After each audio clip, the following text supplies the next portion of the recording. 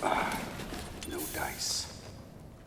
I think our only option is to use the laser to slowly burn our way through.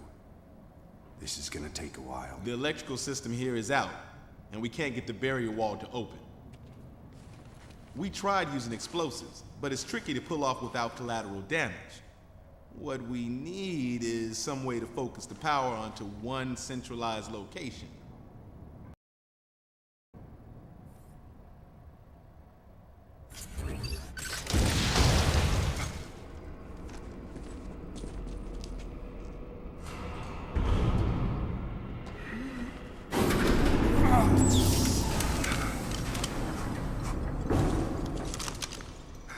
Let's go.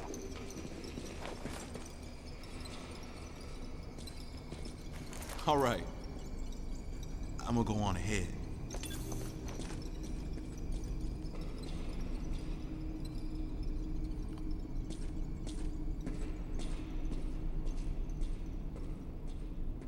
Adam hadn't authorized it, but I decided to remain on site for the sake of the others.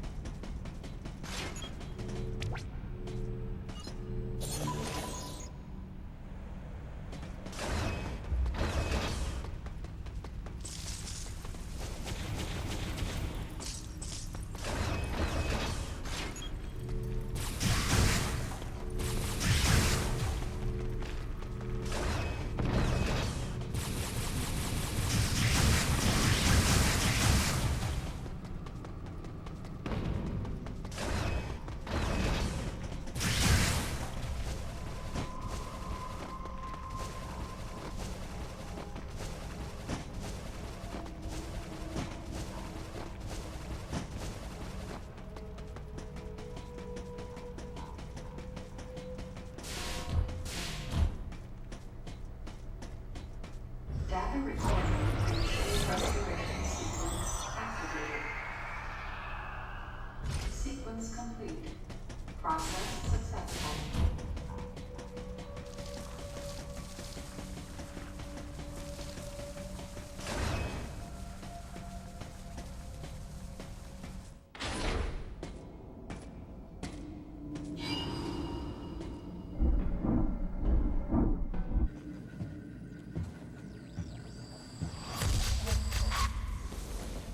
He's dead. Someone or something attacked him.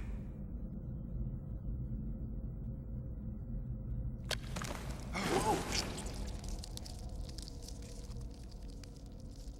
Get away from me!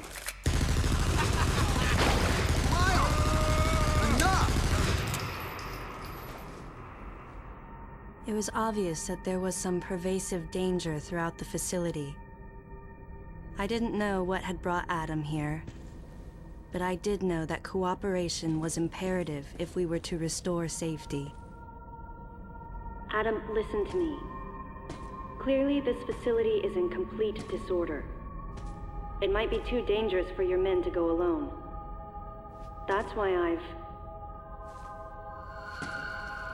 Look at that! They're coming out of the wall! Right, stay calm.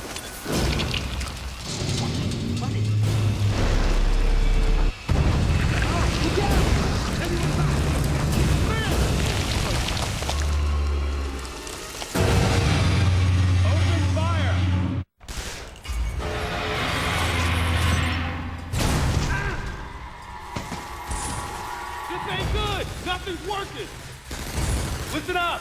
Freeze guns authorized!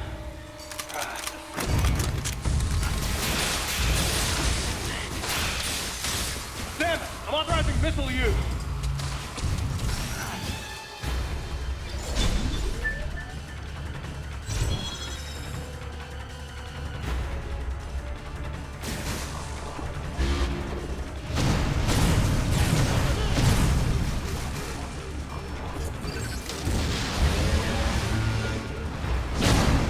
Concentrate fire in a single location and freeze that thing.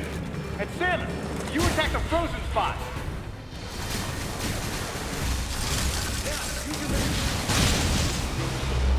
Quick target.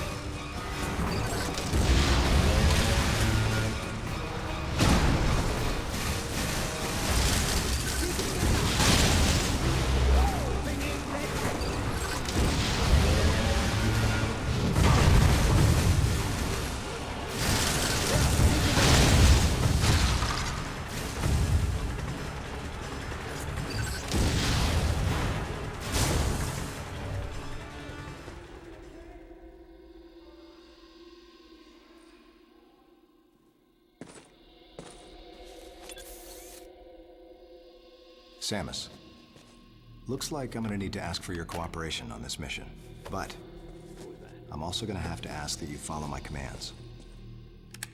You don't move unless I say so, and you don't fire until I say so.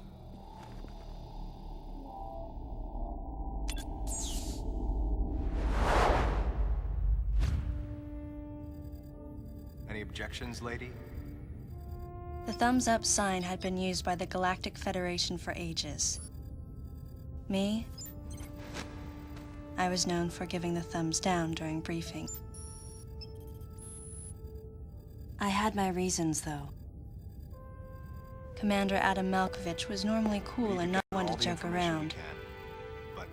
But he would end all of his mission briefings by saying, "Any objections, lady?" He was joking, but others weren't.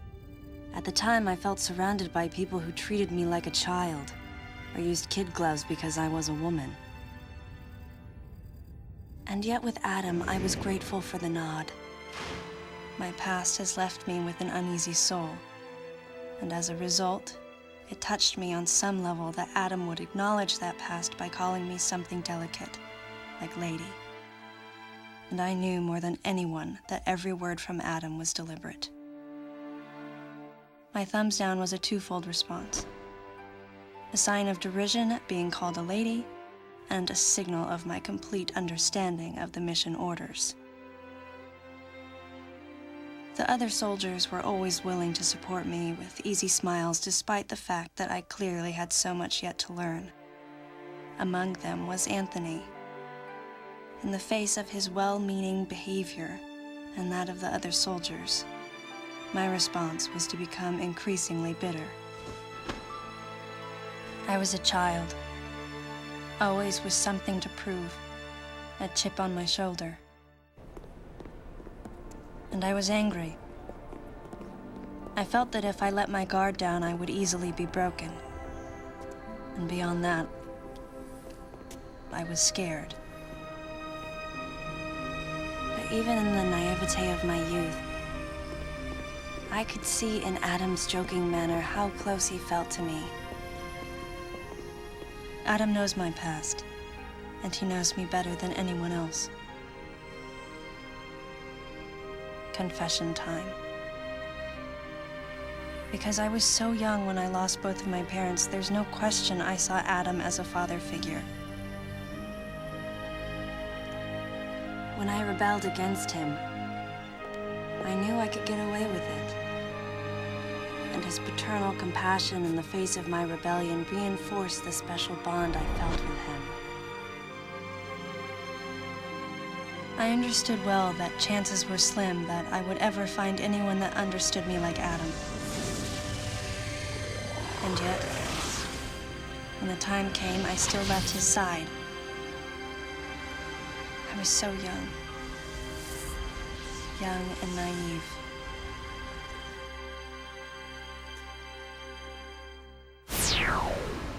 Exactly what transpired here on the bottle ship is still uncertain, Here's what we do know. The equipment we thought had been destroyed is operational again. And we've seen casualties attributed to an unidentified and lethal creature. The situation is critical. We need to gather all the information we can, but priority one is to find any survivors and bring them to safety. Consider this site extremely dangerous. Be careful as you make your sweeps.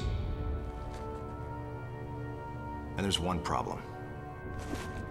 The wireless interference in this facility is all-pervasive. Your comm systems are useless. As a result, communication channels will be limited to the facility's navigation booths. Well then, Lyle, investigate Sector 1 and show a little restraint with the explosives. Gotcha. Maurice, you cover Sector 2. Repair any equipment you come across. Affirmative. Anthony, you're Sector 3. I'll leave it to you to decide whether plasma guns are called for. All right. James, check out the control bridge. Our communication issues might be the result of electrical interference. Yes, sir.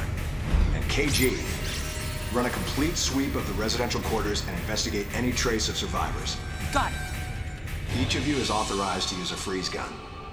Do not forget to check in regularly via navigation booths. And Samus, you go to the system management room. Do everything you can to get the electrical system back up and running. Looks like your comm system is still functional. Remember, everything you see will also appear on this screen. Regarding auxiliary weapons, the use of bombs has been authorized.